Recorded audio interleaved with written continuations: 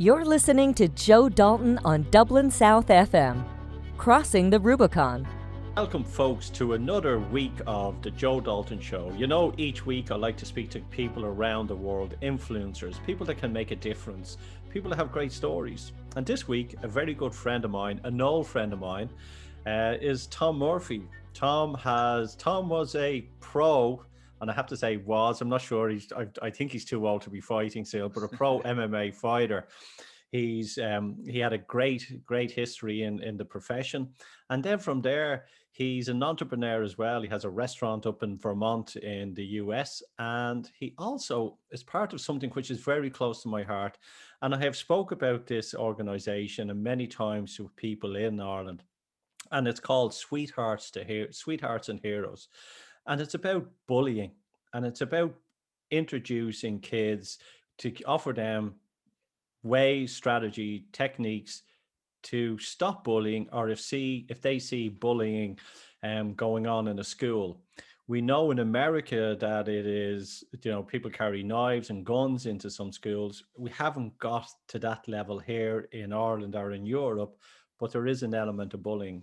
And one of the things I want to speak to Tom about today as well, a clatter of other stuff as well, is about bullying in the workplace, because that is something that is hushed on. You're an adult, you can't be bullied, and that causes so much anxiety within companies, organizations as well, especially with COVID. So Tom Murphy, welcome to Dublin South FM. Yeah, well, thanks, man, and I appreciate it, and we do go way back, and I couldn't be more excited to be here. I'm glad you finally mentioned my last name, so I hope I have an in with your listeners. My accent isn't quite as groovy as yours, but my family hails from the Tipperary area of Ireland. It's one thing on my bucket list is to get there, but I do take a lot of pride in my heritage. The old country. The old country. Yeah, the old country. It's fascinating as well because, with this show, like, we have a big listenership in Ireland, but one of the biggest listenerships as well from this show is America. Yeah, yeah. Wow. The show is listened to in 100 countries, and the top three is the USA, England, and Ireland are the three big ones. Yeah. Wow. So you're gonna someone down the road is going to be listening to you. So, Tom, tell me, I want to speak about your experience jumping from a pro MMA fighter, and like, with here at the moment, as you know, we have Conor McGregor, who is a pro fighter, and a guy that was put on a pedestal in Ireland and then has been taken down because of the antics when that happened to him, or he went through when he got that money and the power from it. And he has sort of been taken off a pedestal here because some of the stuff that's happened. Um, I I think John Kavanagh visited you at one stage. Did he? His trainer? Did he spend some time up with you at some time? Or? He may have spent a little bit of time at TriStar. I spent most of my time at TriStar with the likes of George St. Pierre, and um, my coach is Firas Zahabi, and spent a lot of time. So a lot of people came through that camp. Yeah, You know, yeah. it's But one of the one of the things that I love what you said, I hate fighting. Remember when I met you, when we were speaking yeah, about it, says, I hate fighting, but I go in with the aggression, yeah. and that is the difference. And what was the life like being a pro MMA fighter? Was it part of an ego driven part as well, or was it just a sport for yourself? Well, Joe, let me answer it like this. I've been wrestling my whole life, and from the time I could walk, my dad pushed me down, and certainly not in any abusive way, but I just had was programmed to put my hands on other people, and I don't mean that in some kind of um, uh, a malicious sense. For me, I was just, however my body's wired, my psychology. Uh, the way I've developed. I just like being physical. So I wrestled my entire life. When I was done wrestling in college, I just wasn't ready to stop. Most guys are ready to stop. move on with life. I wasn't, and I'm a bit of a training junkie. I'd rather train than compete, to be honest with you. I'm a training junkie. So I just found myself in the very early days of this whole mixed martial arts craze, um, making my way around the country training at different gyms. And one thing led to another. I found myself in a couple of competitions. I found myself on a pay-per-view card in Cleveland. Then I found myself on the Ultimate Fighter 2 show, which is the early days. Um, and then I found myself with a little contract with the UFC. Um, but for me, it was just I call it my hook for young people. And when I look back on it, I think in terms of the cosmic forces, the only reason I did it was to be able to connect with young people. Because when I play a couple of minutes of mixed martial arts in a giant auditorium of 1,000 students, and the lights are out and there's loud music, and then I come running down the aisle, and kids are kind of like, we're here to talk about bullying, and we just saw that on the screen. And now this guy runs down the aisle. What's the first thing he's going to say? And the first thing I say, and I've been doing it for 10 years, over 2 million students face to face. The first thing I say is, I hate fighting. And it's kind of this delicious irony, I call it, where it doesn't make sense to a young person's brain because they see that on the screen. That kind of has epitomized what Hollywood would say bullying is, or something associated with bullying. And then I go into an explanation and I say, listen, my responsibility, I say, we're not going to talk about mixed martial arts for the next hour. I said, but it is my responsibility that whenever I show young people what I like to do in my free time, it's my responsibility to educate you. And what better place than within the walls of education? And I go into the difference between fighting and competition. And fighting, and I'll let you jump in here, fighting is to use violent physical means such as blows, fists, or weapons to overpower someone. I don't see any violence in mixed martial arts. Unfortunately, a lot of people do. I see it as a very aggressive sport, but violence is perpetrated on people outside of their participation or their will. I've never perpetrated violence on another human being. I always compete with people that are willing to compete with me. And a lot of them are my friends. I say, I love punching my friends in the face, but I'd never punch a stranger in the face. But that's it is, it's mixed martial arts. It originates from the great Kung Fu movies. And before that, it was the Westerns. And it was all that, the feeling of, I'm the hero. And that's where it sort of all stemmed from. And like I remember the days of mixed martial arts way before it had its popular scene now when you had the guys like the Tank. Do you remember the Tank? Oh, yeah. And David yeah, Abbott. Yeah. yeah, and that's when we were watching it. That was the early 90s. Yeah. That's how far back it goes.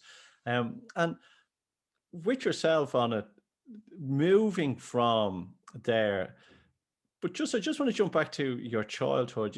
Your parents, I believe, did they take in foster kids as well? So did you have that sort of ingrained caring as well as you were growing up? Because the person I know, Tom, is you're like a gentle giant. You care. Well, I have a very interesting past, and I just started speaking about it a couple of years ago. I didn't grow up with a lot of money. I was talking to my dad, I don't know, a couple of years ago, and he said in 1979 he made $8,000, and he has three biological children. We all live together. My mom, but my parents, Irish Catholic family, Philadelphia, and my parents started a mission home in our house. And we always had people. And this is another book I could write. I mean, I could write One big book.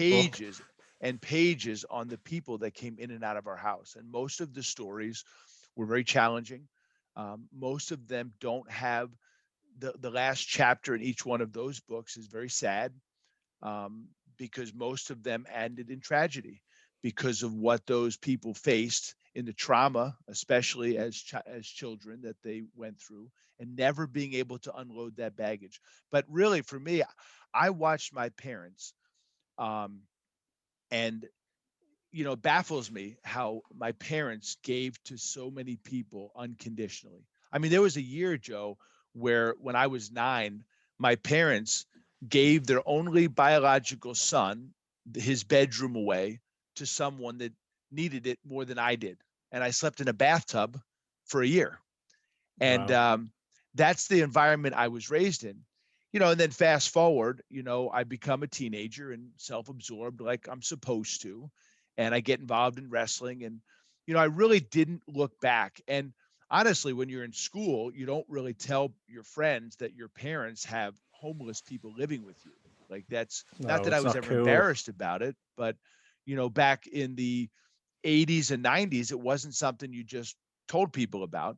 But as I came full circle in life and, I matured, I guess, I think that empathetic circuitry was being fired in my brain. So now as I meet young people, I seem to gravitate towards young people that have very similar challenges to the people that I grew up with. And so it's very easy for me to connect with kids. And you mentioned something, you said you guys talk about bullying, and we do. I think that's a bit of a mislead. People say, "Oh, you guys are the bully guys." My speaking partner and I, it was a fascinating story. um, but truly, Joe, we talk more about the real enemy and the war that we're in, and that battle is against hopelessness. Kids don't make destructive decisions based on bullying. That may be one thing that leads a kid to feeling hopeless, but it truly, bullying doesn't cause a kid to hurt themselves or someone else. It's Well, hopelessness. okay. So, just so the audience know, Sweethearts and Heroes, you call into schools and colleges and you talk to children about uh, about bullying. There's a Sure. deeper meaning behind it, but it's about bullying, how to spot a bully, how to be not to be a bully, and how to protect someone that is being bullying. Where did that come from? Where did that idea come from? Was it a case of we need to do something? This is spiraling out of hand. What's going on in the USA at the moment, in America, and we need to do something about this. I think it's more the latter of the three because you said kids that get bullied, kids that are bullies. I don't really know what that means. I certainly may have had some immature brain moments as a kid and did things that were inappropriate, but I don't think I ever really bullied anyone. I don't think I was ever really bullied. I certainly had kids treat me the wrong way, but I certainly fit into the category of the bystander, someone on the outside. And we know that kids that are mistreated, 96% of the time, those incidents are never caught by adults or even reported. 96% of the time. Yet 85% of the time, there's someone present. And if I were to ask you, Joe, in a continent away, or, across the pond, if I were to ask you, what was the name of the kid, first name of the young person when you were in school 20, 30 years ago who was not treated the right way? I laugh. I wish it was You that. I could wish it was add a few years onto Okay, I was being kind. But what was that kid's first name? And was he too tall? Was he too short? Did he smell? Did his parents not have a lot of money? Was his father in prison? I've yet to find a human being on planet Earth that I've talked to that can't name that kid almost like that. In the blink of an eye, you can still remember that kid's name. And the reality is, you didn't do too much to help that kid. Now, you might have done one or two things, but you never did anything to really change that kid's state. And it wasn't just the bullying that was affecting this young person. He probably had a real challenging time at home, in the community, and then you add bullying on top of it. But the truth is, most adults are never going to see that kid being mistreated. But every student in that school knows where it happens, when it happens, why it happens, and who it happens to. And they really don't know what to do. And that's where we come in. we say there's two reasons that kids don't jump into action. It's the idiom that every kid knows. It's what heroes do. They jump into action, they save people. And we know there's two main reasons. And one of them is they feel silly or ridiculous. And we do a tremendous amount of work in the world of vulnerability.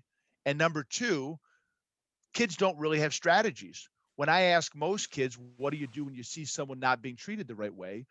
The best most kids can come up with is tell a teacher. But the truth is they really don't know what to do. And we train kids for everything else. When it comes to education and academics, we put them through spaced repetitive practice. And one of the largest things that we do is we set up drills for kids. We came up with something called a bully drill. And we actually, using the science of play, and there's a tremendous amount of play science out there, that's where mammals learn to transition successfully from childhood into adulthood, is through self-directed, self-controlled play. That looks like this since the 1950s, right? It's a terrible decline. But that's one of the things that we do, man, is we spend a lot of time giving kids strategies, and not just telling them, but showing them and letting them practice these strategies while working on things like vulnerability. It's interesting because I think a lot of it comes up with kids being, being conditioned not to, the grown up, it's, oh, if you tell the teacher, or rather don't tell tales or whatever it be. But then it comes to there's something that happens at some sort of age that it's, there's that conditioning. And I don't know, is watching TV, is it reading magazines, is it, the stuff that they're programming subconsciously in their mind that changes them to go, oh, well, it's not happening to me, so I'm just turning and walking away. And with the trials, like when we had Kung Fu Kids, you'd get a big ball and you'd put, Stinky or fart face. You'd ask them to say names. So give me a name. They go fart face, and all the kids would laugh. And you go, bubble breath or whatever, and you'd stick them on. The big yoga balls, Yeah. and they'd be punching, and you roll the ball over to them, and they'd punch the ball away. And you go, what are words? They're just bouncing off you. And another one was, well, you put two kids in a circle, and you get the two of them. One is the bully, and one isn't, and you get the kid to shout at one of the kids, and you have to teach him to walk outside that circle. But if you didn't teach him, he would stay in that circle and be Sure. shouted at and not step outside it. Why didn't you do that? Because I had to stand my ground. So you teach them these things, which you shouldn't be going around schools doing this. They should be taught into schools from your. I'm not saying you shouldn't be going around. I got you. Yeah, but this should be taught in schools to recognize what's going on. So, Well, I think a lot, Joe's, even take a step back from that. As I mentioned, this self-directed, self-controlled play, and I don't want to get hung up on just this one topic, but when kids play, they practice these things. And, there's some great research that came out of the Holocaust, and that sounds like a lot of great epiphanies have come out of the Holocaust and things we've learned to it. Obviously, nothing great came out of it. But, kids during the Holocaust would play these games. They had one called Poke the Corpse. And if you just say that out loud in front of teachers, they're like, poke the corpse? That's terrible. Well, not really, because when you have a young brain, and play teaches kids how to deal with difficult situations and in a stress-free environment. So they'll have one buddy lay on the ground and somebody else will grab a stick. And I actually will do this in schools and, to demonstrate this. And you lay down and I poke you in the side. And when you start laughing, you lose. And then somebody else tries and somebody else tries. And the reason kids do that is because eventually they're going to be faced with a corpse, a dead body, and they're going to have to walk over and see if it's alive or it's dead. Now that's terrifying. But if a kid can practice that beforehand, before it actually happens, and that's why we have gravitated to play and developing drills for kids that are very difficult situations. Like if I tell a kid to go sit with a kid that stinks in a socially charged situation, you think that kid's going to be able to do that just because I tell him to do that? Like that's a really bad idea. Think about it like this. What if all of education happened like this? Let's say you're a math teacher and I say to you, okay, Joe, you're going to explain a math problem to a kid one time. You're never going to let him practice that math problem. Then you're going to slap him on the back and say, good luck, I'll see you at the test. Any person alive, any adult alive would say that's ridiculous. You can't teach a kid that way. But you as an adult will say to a kid all the time, why don't you go help someone that's different? Why don't you go help that kid that's not being treated the right way? What are you doing? You're doing the same thing. You're telling them once or twice, you're slapping them on the back. Then they're going into a socially charged situation, a cafeteria, the back of a locker room, a school bus. You think they're really going to be able to execute that just because you told them to do that? Like that's a ridiculous thing for a young person when they're craving this connection with their peers. And now they're just going to run in front of everyone and do that. No, they're not.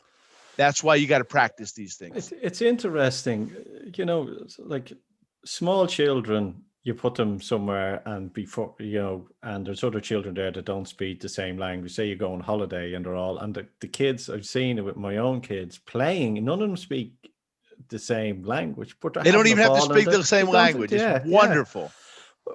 At what age does that change? We talk about give me the boy and I'll show you the man up to the age of 7. And when does that switch come on that, doubt and fear and the anxiety and I'm worried about what other people think? When does that all change?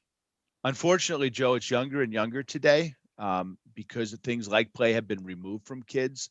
Jonathan Haidt's work, Coddling of the American Mind, is brilliant.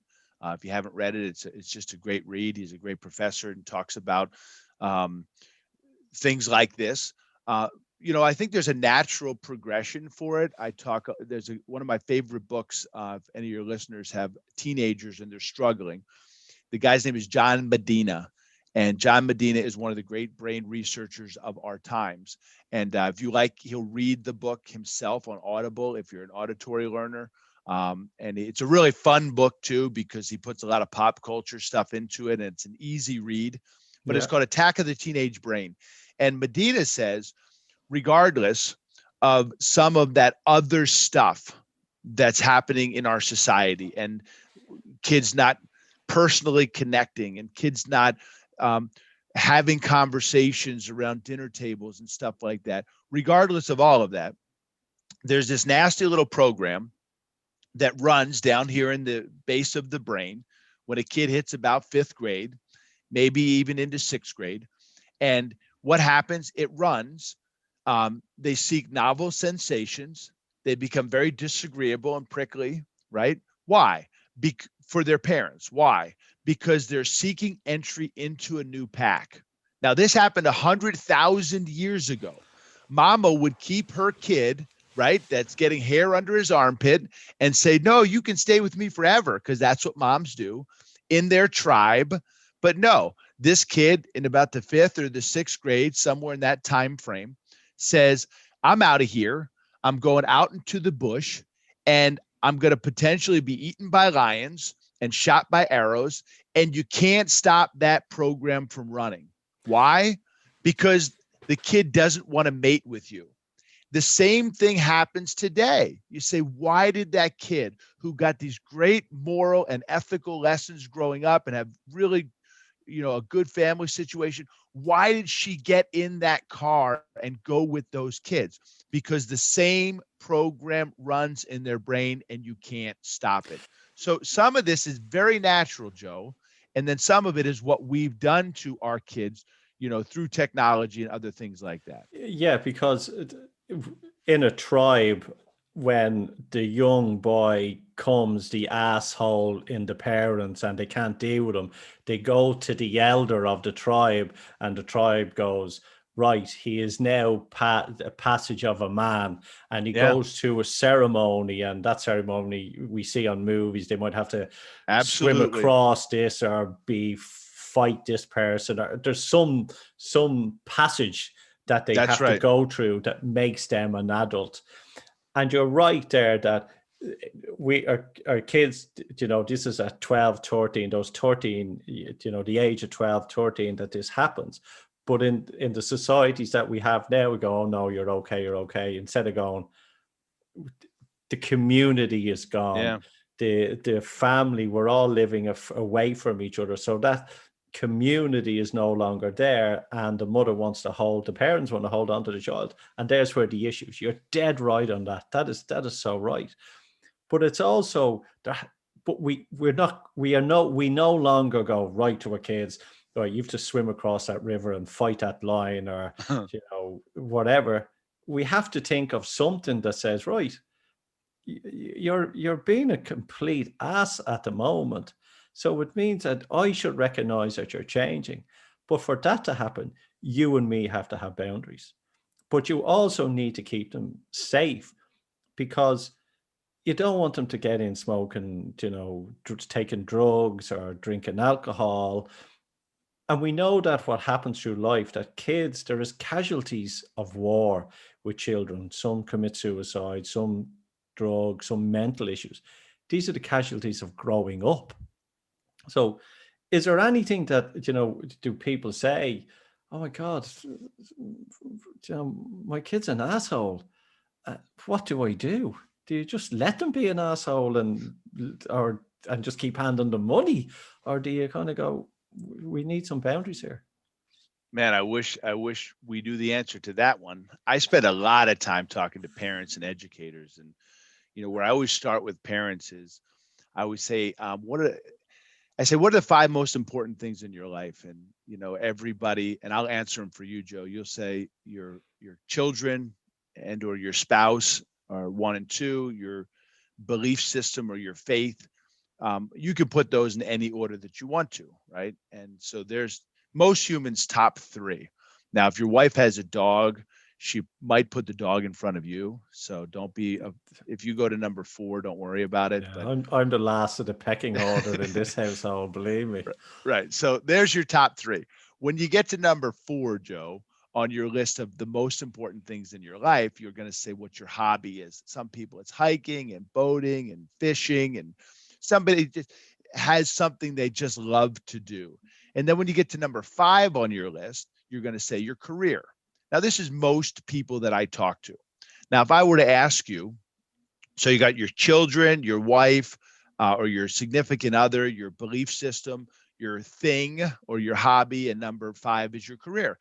And when I ask you, most people, how long did you spend preparing for your career, number 5 on your list, before you got your career? And if I talk to a teacher, the answer is about 20 years between middle school, high school, undergraduate, graduate work. They've got about 20 years of training in before they got their career. And then I turn to most people and I say, okay, that's about accurate. And then I say, how many years did you spend preparing for number 1 on your list before you got it, Joe? Your children. And you're going to immediately kind of like clench your teeth. And I'm going to say, let me answer that for you. About 9 months. You spent preparing for number 1, your children, before you got them, right? And you'll kind of shamefully say, yeah, that's about right. But you'll still tell me they're the most important thing in your life, way more important than your job, that you spent 20 years preparing for before you got it. Okay. Now, some people, I'll let you cut in here, but some people then will say to me, whoa, wait a minute, Tom, that's not fair. That's just what humans do. And I say, oh, really? Well, what was number 4 on your list? Like hiking, boating, yoga? Because everybody's got their thing. And they're like, yeah, yoga. I say, okay, how many videos on yoga did you watch last year? How much coaching did you get? How many books did you read? And we can compile this big list of the time and the effort that people put into their number 4. And then I turn to them one more time and I say, how many videos on being a better father did you watch last year? How much coaching did you get? How many books did you read? And most people will just shrink because you'll still tell me your kids are the most important thing in your life, but you don't put time and effort into your development as a parent. And I think that's where we go wrong, Joe, to answer your question, is our own education. Like, parenting is a disaster. We just primarily do what was done to us by our own crappy parents, right? Because our parents were all screwed up. And then we combine that with the other crappy parenting skills that someone got from their crappy parents. And then we have all of these other environmental conditions that happen between the time we leave our crappy parents. And I'm not dissing anybody's parents, but most people don't want their kids to grow up and be like their parents, right? They just don't want that. Yeah, and I think, and the reason why most people are like their parents, because that subconscious mind that you don't realize that your child from 1 to 3 is absorbing. Amen. And that cellular memory that they've picked up of what you've done to them is inherited in them, and that's why they say you're like your mother or you're like your father. Oh yeah. Like kids, the funny part of it is when you have your first child, when you're feeding them, and if you're giving them powdered milk, it's like you're dealing with radioactive, so you're touching it and you hold it, don't get it outside the bottle, and if a bit falls on the ground you're panicking and you have to rewash and relice and sterilize everything.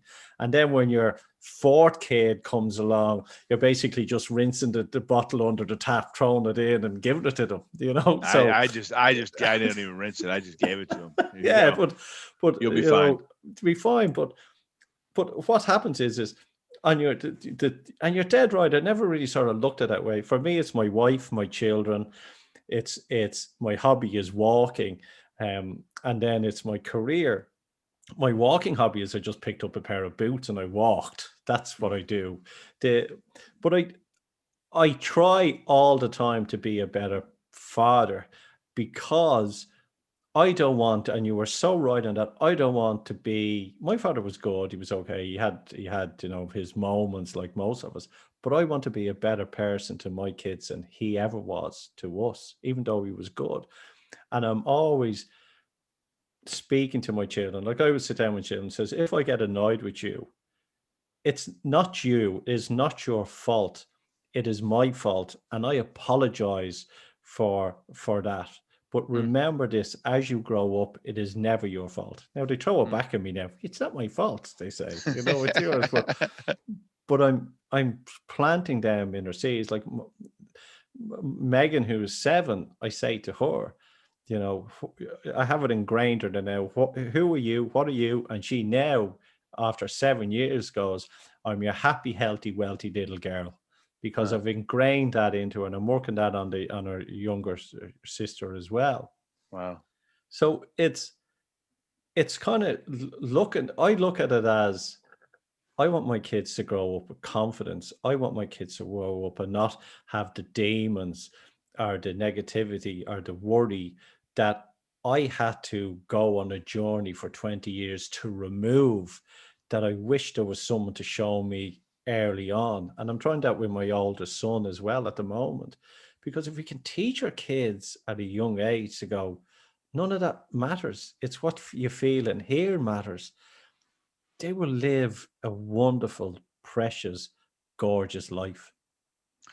Well, Joe, you couldn't be more correct, and I wish more people took that perspective, but unfortunately, you said something that I promise I won't jump down this rabbit hole, because I could talk about the subconscious mind for literally hours. A lot of my reading, they say that most people's subconscious minds make 96 to 97% of their conscious decisions every day. And Maxwell Maltz back in the 60s wrote a great book called Psycho-Cybernetics. Brilliant book. Yeah, brilliant. And you're basically the product of those early years, and it's unchangeable. Like you can reprogram the subconscious, but it's very, very challenging. That self-image is burned into us. And when you can have a father that knows the value of apologizing to their child, and they do, without saying, but you should have done this, but just apologizes, when they can model that behavior, it's so much more powerful. And then you'll get the child that will be able to grow up. And when he or she gets in a fight with their friends, they'll be able to say, I'm sorry, I was a jerk. I was in a bad mood. My boyfriend dumped me. I'm sorry for how I treated you because you modeled that behavior. So what you're saying, but I do want to ask you a question. You said something, and I'm going to put you on the spot here. You said you said two. You said your wife before your children.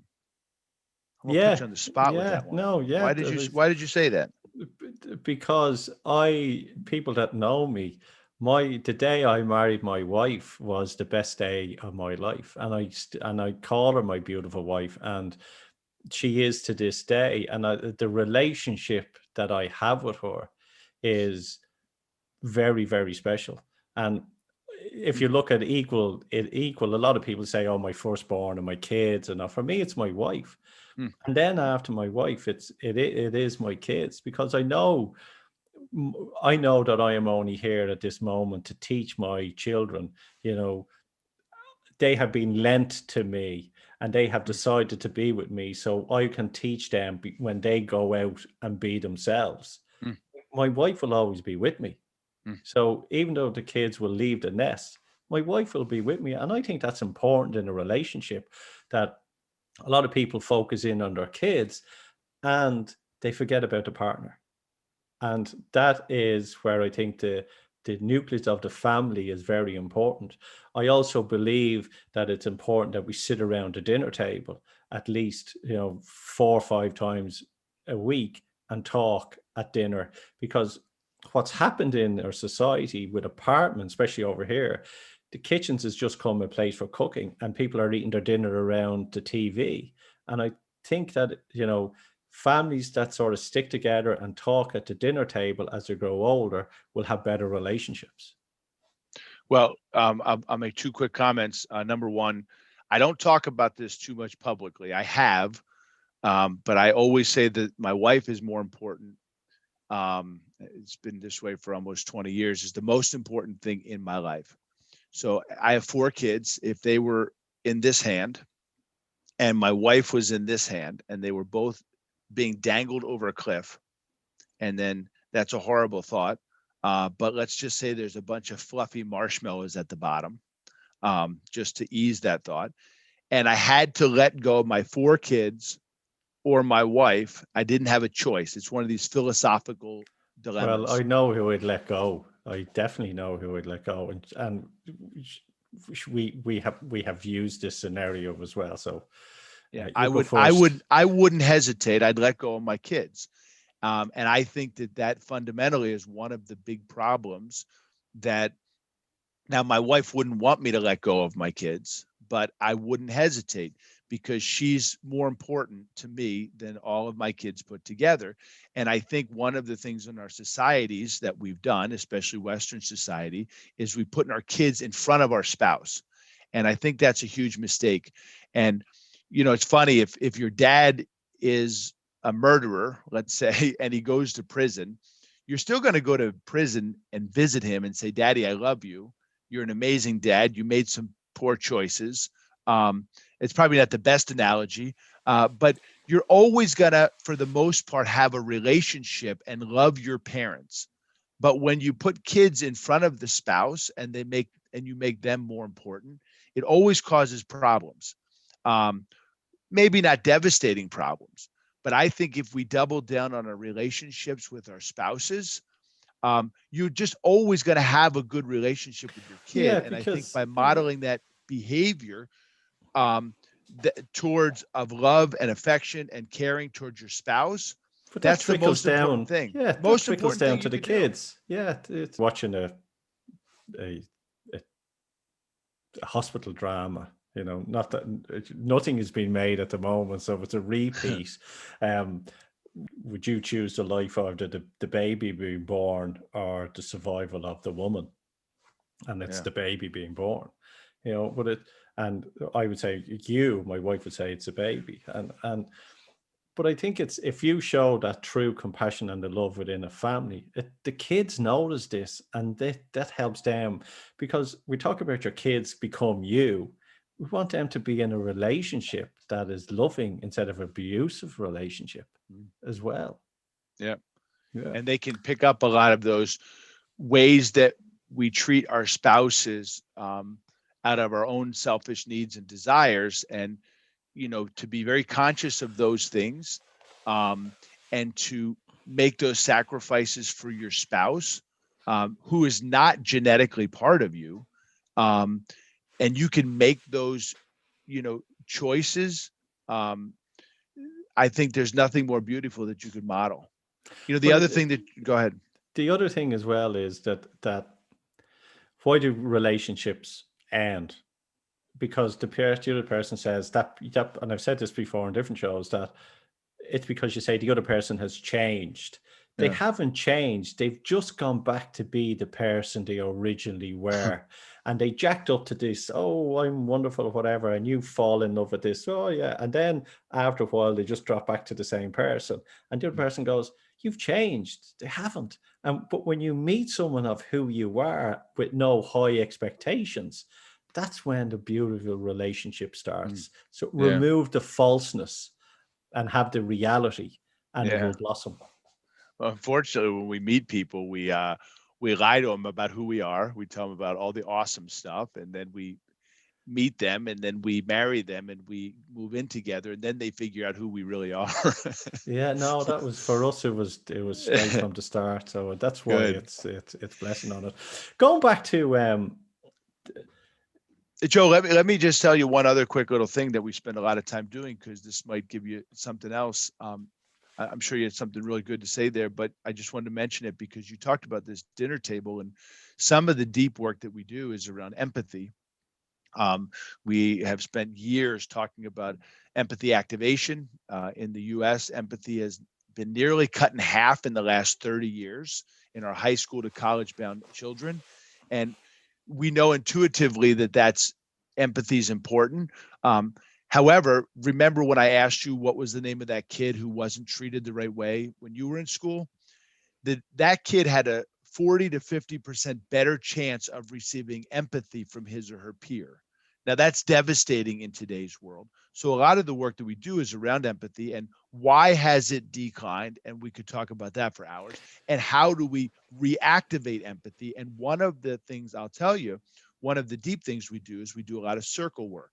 And it's that dinner table, because we know that in a circle, empathy, you can activate empathy if the circle is used correctly. They say that humans developed fire about 1.5 million years ago. And somewhere around 400,000 years ago, something unbelievable, this is going to blow your mind when I tell you this. And something happened. Humans sat around this fire. One person talked. Everybody else leaned forward, and they You want me to say listened? And they listened. Like, that's the most amazing thing that has ever happened in humanity. We listen to each other, and we have gotten away from that. And listening and taking perspective and watching people, that helps grow empathy. And unfortunately, our children spend half of their time in this two-dimensional world, and not in a three-dimensional world. Now, I don't diss technology, because we know, and John Medina says, that there are facets of even social media that can help a kid grow in empathy, in both cognitive and affective empathy, because, like, for some kids, it's the first time that they've ever been able to share. There's some kids that won't share, but if they're in their bedroom, they'll be able to share appropriately. And other kids can watch certain kids talk about things, and they can say, oh, wow, I thought I was the only one that felt that way. So there are good facets of technology that can help a kid empathetically. But the truth is, the mass amount of time, 9 to 11 hours a day in a two-dimensional world, just doesn't let a human, and this has only been the last 25 years, this has changed in all of human history. So you got to think deeply about that one. Okay. So, well, what's happened at the moment is I talk about as well, and a lot of people with COVID-19, which has come around the world, and a lot of people have seen a lot of opportunities from the adult perspective, and there's a lot of compassion and there's a lot of empathy. I've seen a lot of divide, and I've seen people I have been shocked that I have seen some people have no empathy at all. It shocked me. But I've also seen so many people have compassion as well. Um, I always just thought empathy was something that we all had. And I've seen now there's courses being run on empathy because people don't know how to empathize. And I'm kind of going, oh my God, this is just a human nature. Mm. So It was human nature. yeah, And I'm shocked that it needs to be taught again. That's the whole. It's like ethics. And where is it with, like, in Ireland?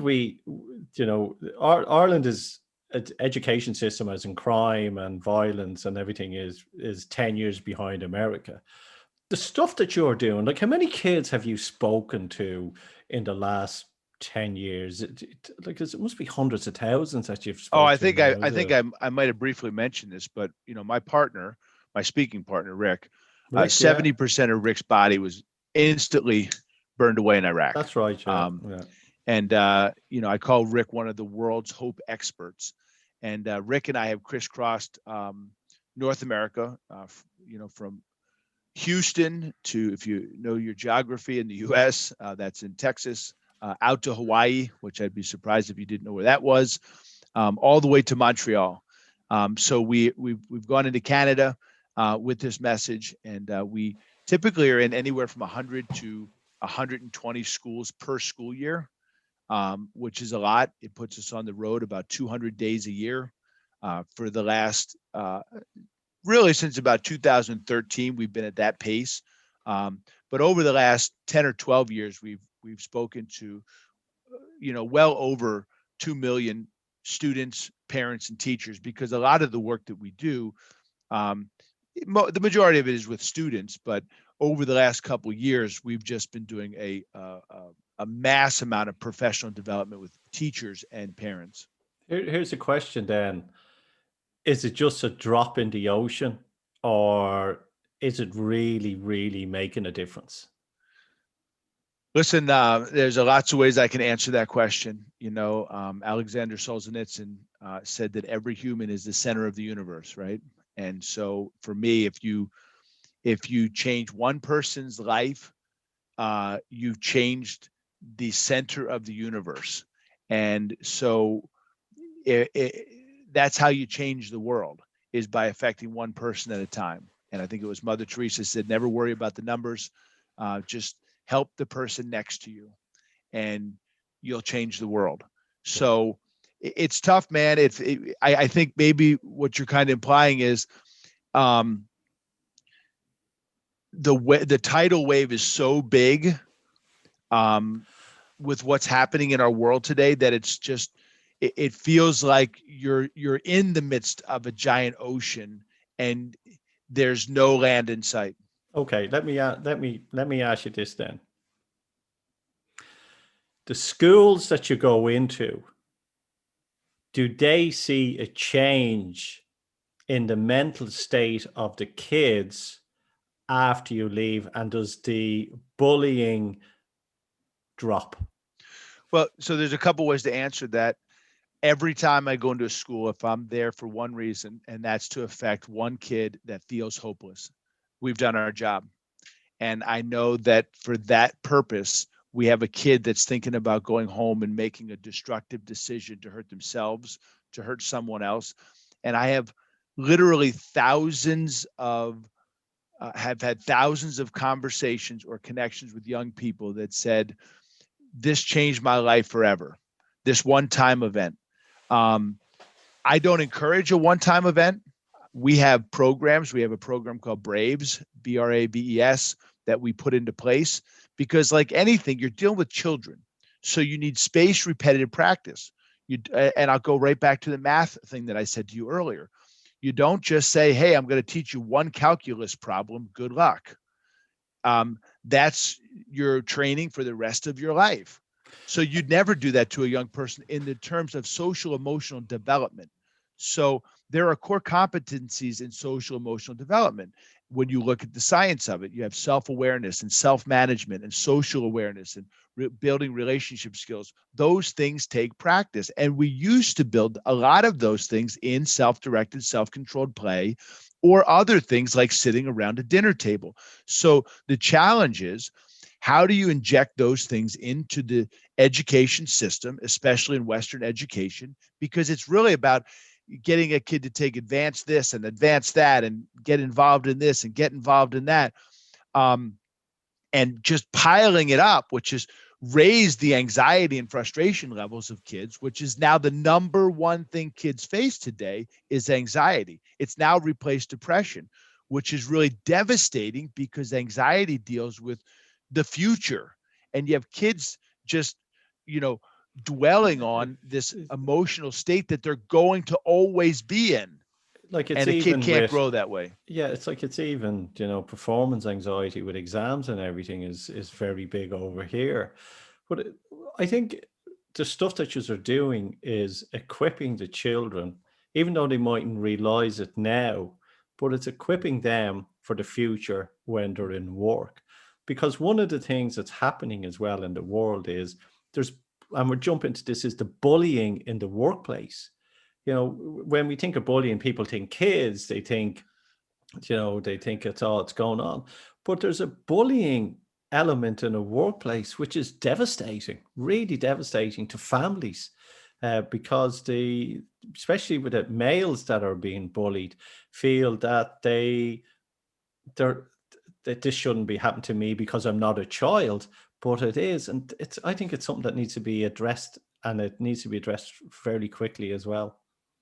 I'm glad you brought this up because you mentioned it in the beginning, and I don't do enough in this space. I wish I did more because we have a lot of value to add. It's just that my time is so consumed with young people. But this is what I say, at younger ages, I don't know if there's bullying in first or second grade. I speak to that a lot. There's certainly bully behavior, but,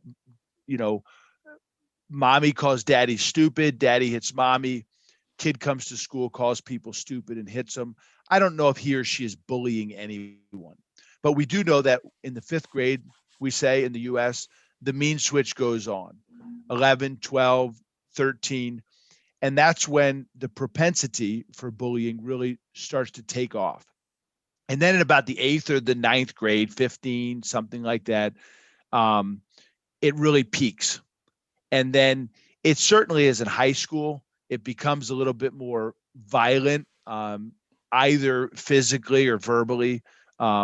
It takes a real malicious twist, when we get technology and things involved. And then this really curious thing happens. Kids go to university or college, the ones that do, and bullying nearly goes away. Now, there's some of those cases like Matthew Shepard, where they're really ugly and devastating. But kids will then in college or when they first leave high school or mom and dad, they gravitate to a group of people that they're similar with that are just going to pretty much support each other.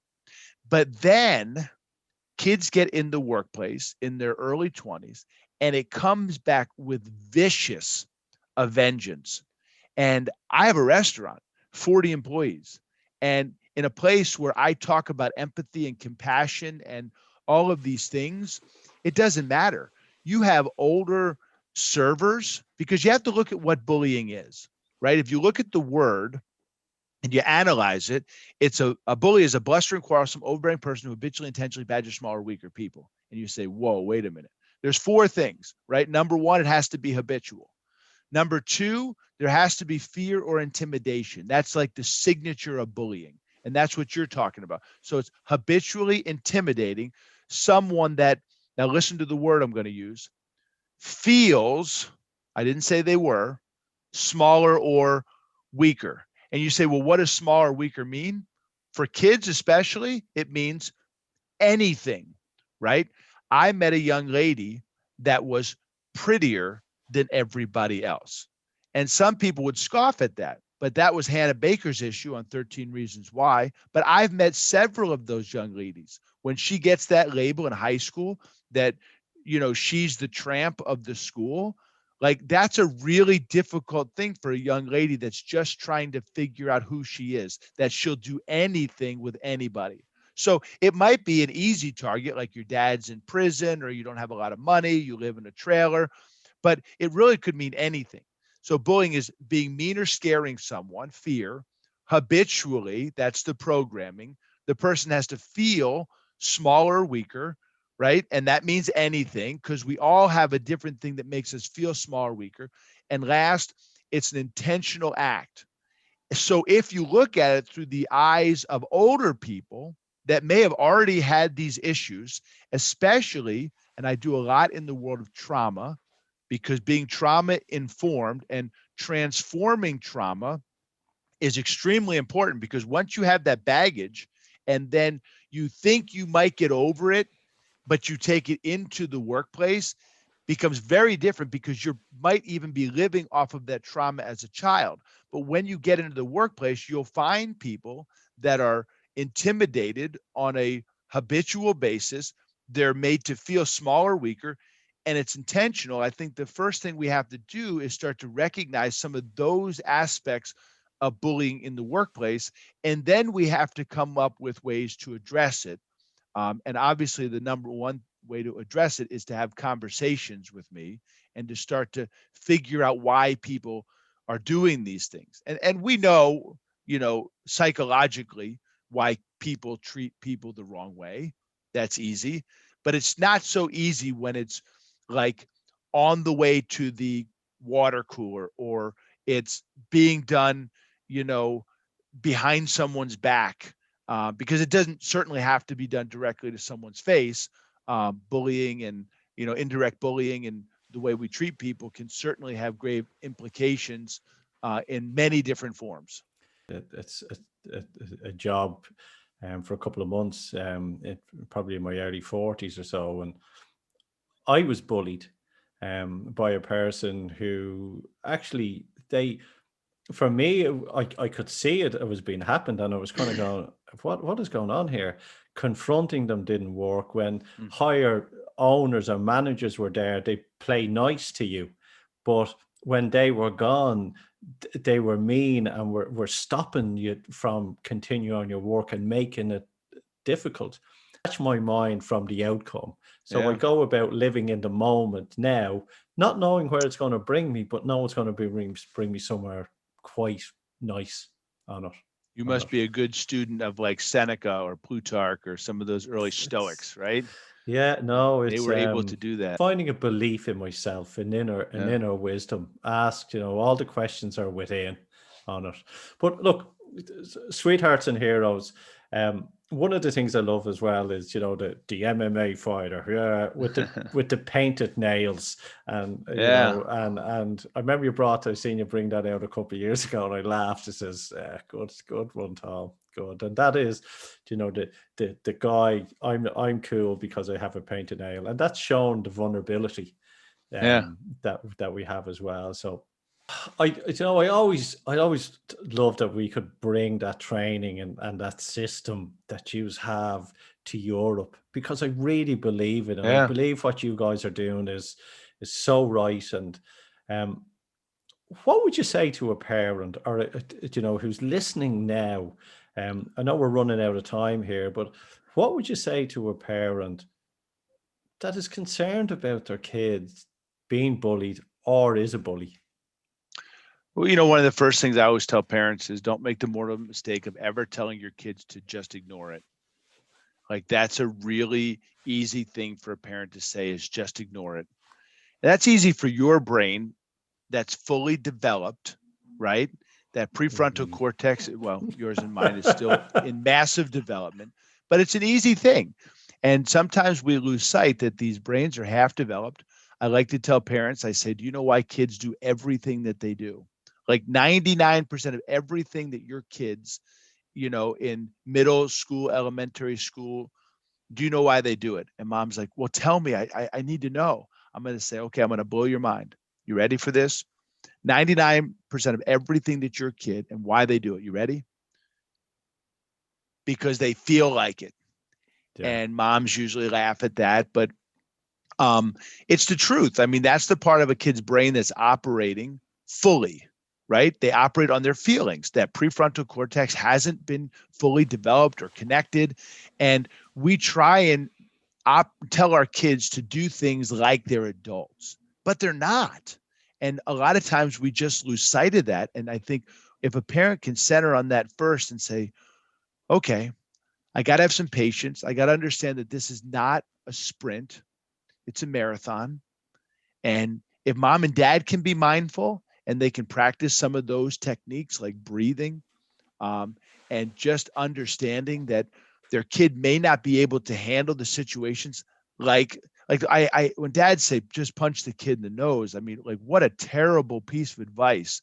A kid is in like limbic state, shutdown mode because of the anxiety and the stress that's going on because of the way they're being treated and everything else that's going on in their life. And you think a kid's just going to be able to do that? So I think we give some very well-intended advice because we love our kids and we want to protect them. But I think having a better understanding of our children and the state that their brains are in, especially because of how they've changed. I mean, there's a great book called The Shallows written by, I forget the guy's name, but it's called The Shallows. It's pretty technical, but he says that the brain of children is wired differently than any brain in human history today. Yeah, Gene it's a Twangy's chemical, book. and especially at teenage, they have like one of the reasons we talked about earlier on. But kids have a chemical imbalance that rushes through them when they're going through puberty as well, which makes them insane. You know, yeah. Yeah. And we're just telling kids to ignore things. So, I mean, I could give days worth of content to parents. I have a little series that we did on our YouTube channel for parents, just answering some of these questions, like, what do you do when my kid's being treated the wrong way? What do you do when my kid starts treating people the wrong way? So, to put it in a nutshell, I think one of the most important things you can do is listen to your children. That's a really, really difficult thing to do. I know that because I screwed it up 1,000 times. Yeah. But I tell parents all the time, I say, understanding your children and their behavior is not condoning their behavior. So understanding is not condoning, but really try and understand and make sure you listen, because it's really easy to give adult advice to a kid who doesn't even have a formed brain yet. Yeah, true. Sweethearts and Heroes, is it .com? Yeah, sweetheartsandheroes.com. And then the YouTube channel as well. Yeah, Facebook, YouTube, all that jazz. We could talk for hours, but I'm sure. Well, I will tell you, Joe, we do have a. Maybe I'll shoot this to you, but we have a brand new digital series out. When COVID hit, we were in 50 schools, Rick and I, in the beginning of the U.S. school year. We shut down. We had to cancel 50 schools. We took to the digital waves, and we had about 100 different online presentations at the end of last school year. And we teamed up. It's funny because the new documentary, what is it called? The Social Dilemma. It's made it onto Netflix. Yeah.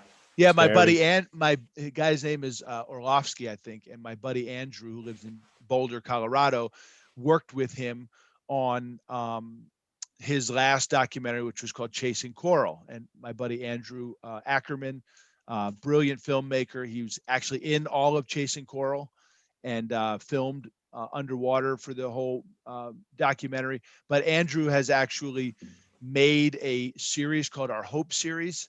And we have dozens of schools that have already started using it in the U.S.